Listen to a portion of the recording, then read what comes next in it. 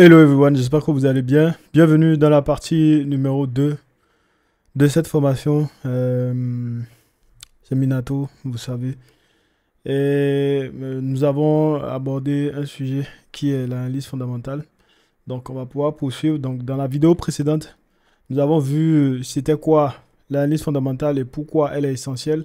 Nous avons vu le rôle de notre ou de nos décisions dans le trading, ok, avec euh, l'analyse fondamentale, c'est-à-dire en quoi ça influence nos prises de décision, achat ou vente. Ok. Et ensuite, nous avons vu aussi comment pratiquer efficacement, ok, même si vous êtes débutant, l'analyse fondamentale. Donc, nous avons vu que ça passait déjà par l'étude du calendrier économique qui représentait 30% et ensuite les nouvelles à la une qui représentent 70%. Ça parle d'énormément de choses. Les calendriers, c'est plus comment je vais dire, les indicateurs économiques, ok, qui vont nous permettre de pouvoir savoir ou de pouvoir comprendre comment va la devise dont on suit voilà, l'économie ou le fondamental tout simplement, comment elle va, etc. Donc ça regroupe tout ce qui est NFP, PIB, PMI, taux d'intérêt, etc., etc. Donc ce sont des indicateurs clés qui vont nous permettre de pouvoir savoir comment va l'économie, ok, d'un pays. Ok, donc ensuite on a la nouvelle à la une qui contient énormément de choses, donc j'en ai cité quelques-uns. Et voilà. Donc aujourd'hui nous allons passer au numéro 4, ok, qui va tout simplement aborder en fait les configurations fondamentales pour repérer les opportunités, ok, les styles de trading qu'on doit adopter en fonction de ces configurations fondamentales-là et le cycle économique. C'est vraiment aussi simple que ça. Let's go, c'est parti.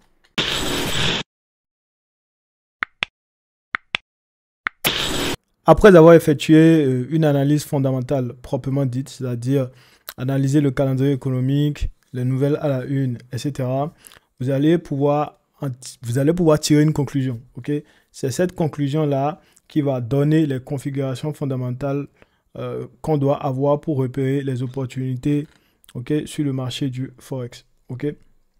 Donc, les configurations qu'on peut avoir, c'est ceci.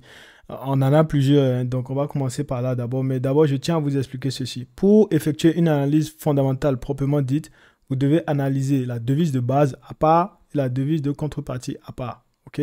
Donc, vous allez, comment je vais dire, effectuer le même processus, c'est-à-dire calendrier économique, nouvelle à la une, etc.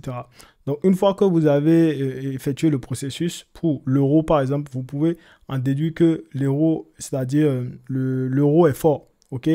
On a une devise qui est forte. Ok, donc vous pouvez ensuite en déduire de l'autre côté qu'on a une devise de contrepartie qui est faible. Ok, c'est le cas ici. Et c'est pareil pour tout ce qui est paire de devises. Hein.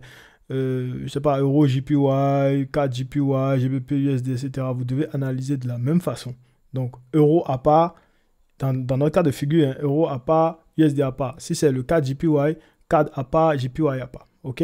Donc, une fois que vous avez effectué votre analyse fondamentale, vous allez pouvoir euh, connaître, OK, voilà, la force, la faiblesse de chaque paire de devises. Vous allez pouvoir en déduire si une devise, OK, est forte ou faible, etc., etc. Et c'est avec ça, vous allez pouvoir conclure, OK, et en tirer tout simplement la direction du marché. Vous allez pouvoir savoir où est-ce que le marché s'en va exactement et quel style de trading pardon, vous allez pouvoir adapter à cela. Donc dans ce cas de figure, on a l'euro qui est fort et le dollar qui est faible. Ce qui va en suivre tout simplement, c'est un gros mouvement haussier. OK? Un gros mouvement haussier. Donc ici, c'est pareil. Ici, on a une devise de base, une devise de contrepartie aussi. Je ne vais pas me répéter tout le temps, vous savez déjà. Donc, lorsqu'on a l'euro qui est faible, OK, et un dollar qui est fort, on aura un grand mouvement à la baisse, tout simplement. OK. Ici, on peut avoir un euro qui est neutre, OK, et une devise de contrepartie qui est forte. OK, ça va créer un gros mouvement à la baisse parce qu'il faut comprendre que c'est les moteurs fondamentaux qui est responsable de la plupart des gros mouvements sur le marché du Forex. Ok, c'est vraiment aussi simple. Donc, un gros mouvement à la baisse ici. Donc, ici, un gros mouvement à la hausse. Donc, on a la devise de base qui est forte et la devise de contrepartie qui est neutre. Ok, il n'y a pas de moteur fondamental. Donc, c'est ceci seul qui porte la paire de devises. Donc, c'est vraiment aussi simple. C'est pareil pour les autres. Donc, ici, on peut avoir tout simplement 1 euro qui est neutre et 1 dollar qui est devise de contrepartie qui est faible, ce qui va créer un mouvement à la hausse. C'est vraiment aussi simple que ça. OK? Ici, on a une devise de base qui est faible et la devise de contrepartie qui est neutre. On aura un mouvement à la baisse. C'est vraiment aussi simple que ça. Et lorsqu'on a une devise de base qui est neutre et une devise de contrepartie qui est neutre aussi, OK, on va tout simplement se concentrer uniquement sur l'analyse technique. C'est en ce moment qu'on devient day trader. OK, c'est vraiment aussi simple que ça. Donc, le style de trading à adopter en fait selon les configurations est vraiment aussi simple.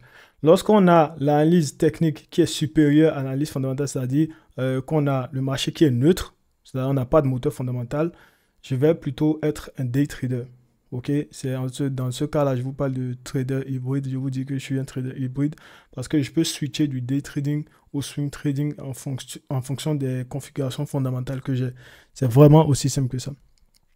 Donc, lorsqu'on a l'analyse fondamentale qui est supérieure à l'analyse technique, on devient un swing trader. Donc, moi, je deviens un swing trader et je profite voilà, de ces gros mouvements-là et je les scale jusqu'à la lune. C'est vraiment important. Donc, je pense que vous avez vu mes trades sur l'or où j'ai transformé 1000 dollars à plus de 500 000 dollars en un an et plus. Ok, en un an et plus, je me suis positionné le 6 octobre sur l'or et j'ai scalé, mais de fou, cette opportunité-là. Je vais essayer de mettre quelques captures pour que vous puissiez voir de quoi je parle. Donc, c'est vraiment aussi simple que ça.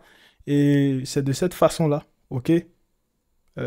Vous devez gérer vos styles, savoir quel style adopter. Il y a beaucoup de personnes, le marché est souvent neutre, mais ils ont des objectifs swing trading. Ce n'est pas l'idéal. Pour moi, tant qu'il n'y a pas de moteur fondamental, tant qu'il n'y a pas une raison fondamentale de faire truc là, je n'espère pas de gros mouvements. Je ne m'attends pas à un truc incroyable sur les marchés. Ok? Pour moi, c'est vraiment comme ça. Moi, je fonctionne, c'est comme ça que je trade. Donc, moi, je vois les devises comme les moteurs d'avion. Je vous explique tout simplement, vous allez pouvoir comprendre. Un avion a deux moteurs. Un avion peut voler avec un seul moteur. Un avion peut planer sans moteur, ok, dans les airs, ok. Et vous allez comprendre pourquoi je le dis lorsque je vais revenir un peu plus bas. Donc ici, par exemple, ici, on n'a pas de moteur. On n'a aucun moteur. Ok, moteur 1, moteur 2, on n'en a pas du tout. Donc, ce qui fait que l'avion ne va pas pouvoir effectuer une grosse distance. L'avion ne peut pas planer, par exemple, je sais pas, de Dubaï à Paris. C'est pas possible. Un avion ne peut pas planer de Dubaï à Paris sans moteur. C'est pas possible.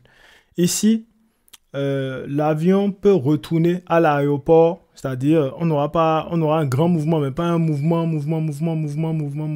Je ne sais pas si vous comprenez ce que je veux dire.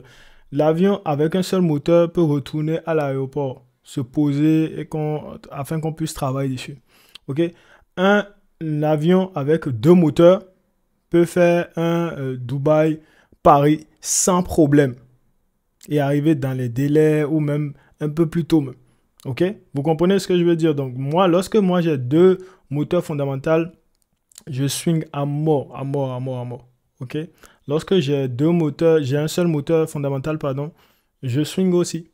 Mais lorsque j'ai pas de moteur fondamental, je suis uniquement day trader. Et c'est ce que j'ai expliqué ici. Ok? Donc, lorsque j'ai, comment on appelle, l'analyse technique, ok, qui est supérieur à l'analyse fondamentale, je me concentre sur du day trading.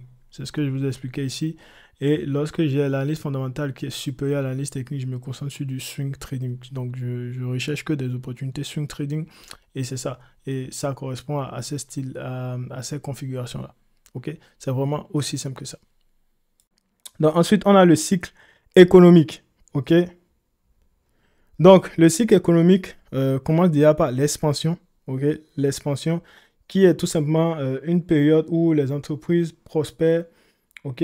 Les créations augmentent, les indicateurs financiers sont généralement orientés à la hausse. C'est vraiment aussi simple que ça. Ensuite, on a la deuxième phase qui est le sommet ou le pic, ou on peut appeler le pic encore. Et tout simplement le point le plus élevé du cycle économique. C'est le moment où la croissance est à son prime, ok? Où les activités économiques sont intenses et où l'optimisme est souvent à son comble, ok?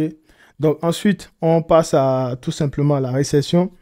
Ok, la récession qui est tout simplement ce qui entraîne une diminution de la confiance en économie, ok, et des difficultés monétaires pour les organisations et les personnes. Donc, vous allez pouvoir observer un taux de chômage élevé, ok, un PIB bas, ok, et voilà, etc. Ok, donc c'est vraiment aussi simple que ça. Donc ensuite, on va pouvoir passer à tout simplement le creux. Ok, le creux qui est le point le plus bas du cycle financier. C'est le moment où les conditions sont les plus mauvaises et où les activités économiques sont tout simplement euh, à un point bas, atteinent son plus bas tout simplement. Ok, donc après ça revient la reprise. Donc au niveau de la reprise, donc après le creux du cycle, l'économie commence à se redresser. Et c'est en ce moment que vous allez pouvoir observer une baisse des taux de chômage et, comment je vais dire, une hausse du PIB. Ok, c'est vraiment aussi simple que ça. J'espère que vous avez apprécié cette vidéo. Dites-moi depuis quand vous tradez en commentaire et ce que vous pensez de cette vidéo. Je pense que vous savez maintenant, étape par étape, comment l'analyse fondamentale se déroule. Ce n'est pas uniquement le calendrier économique, ce n'est pas uniquement, c'est pas trader les news non plus, c'est comprendre, ok, les data, ok, les indicateurs économiques pour pouvoir savoir comment va la devise du pays que vous tradez, comment va l'économie du pays afin de pouvoir déduire, ok, une conclusion d'une devise de base et d'une devise de contrepartie afin de pouvoir connaître l'orientation voilà, de cette paire de devises. Si elle va à la hausse ou à la baisse, etc. Et c'est en fonction de ça, vous allez pouvoir adapter le style de trading. Et voilà, c'est vraiment aussi simple que ça. Et si vous avez des questions, n'hésitez pas à me contacter via WhatsApp ou à tout simplement rejoindre mon canal Telegram. Santé à beaucoup de pips et on se dit à la prochaine. Ciao les gars.